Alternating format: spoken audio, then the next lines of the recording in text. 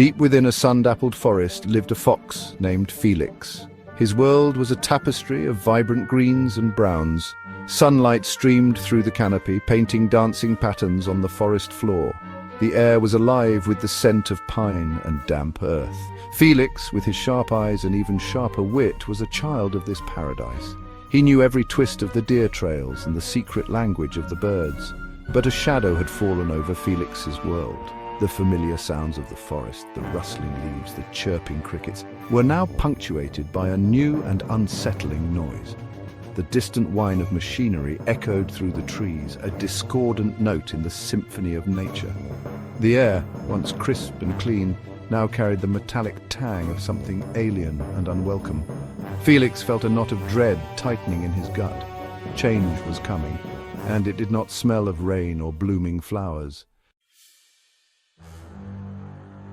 Felix, driven by a primal fear he couldn't ignore, crept to the edge of his territory. His keen eyesight, honed by years of hunting, made out the source of the unsettling sounds. Towering machines, metal beasts with grasping claws, were tearing through the trees with ruthless efficiency. Men, their faces grim and determined, directed the mechanical monsters, their voices harsh and loud in the once peaceful woods. These were lumberjacks, and Felix knew instinctively that they spelled trouble. The sight filled Felix with a potent cocktail of fear and anger. This was his home, his sanctuary, the world he knew and loved. The thought of these intruders, with their noisy machines and their disregard for the delicate balance of nature, filled him with a cold fury.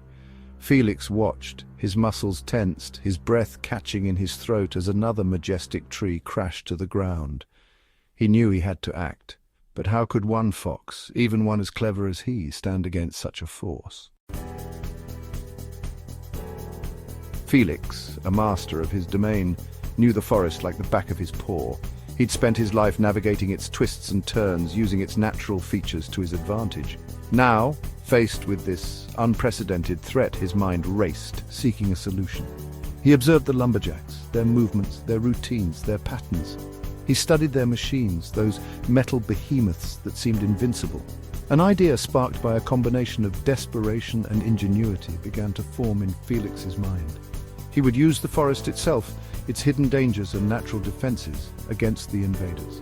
He would turn his home into a labyrinth of confusion, a web of harmless but effective deterrents. That night, under the watchful gaze of the moon, Felix set to work, his paws moving with a speed and precision born of urgency and a deep, abiding love for his home. Section 4. Triumph of the Cunning. The forest, under Felix's direction, began to transform. Trees, carefully chosen for their position and instability, were rigged with vines to topple at the slightest touch. Pits, cleverly disguised with branches and leaves, were strategically placed in the lumberjacks' paths. Trails were deliberately muddled, leading the men and their machines in frustrating circles. Felix, using a combination of wit and cunning, was turning his home into a perplexing maze. The lumberjacks, used to the predictability of their work, were increasingly baffled.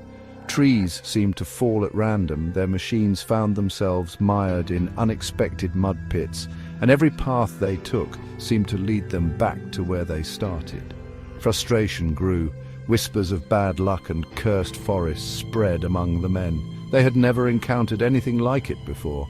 Felix, watching from the shadows, allowed himself a small, triumphant smile.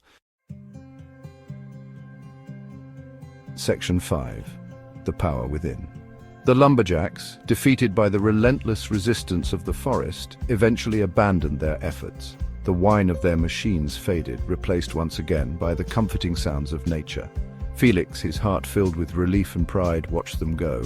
He had saved his home not with brute force, but with intelligence and an intimate understanding of his environment. Felix's victory was a testament to the power of creativity and courage.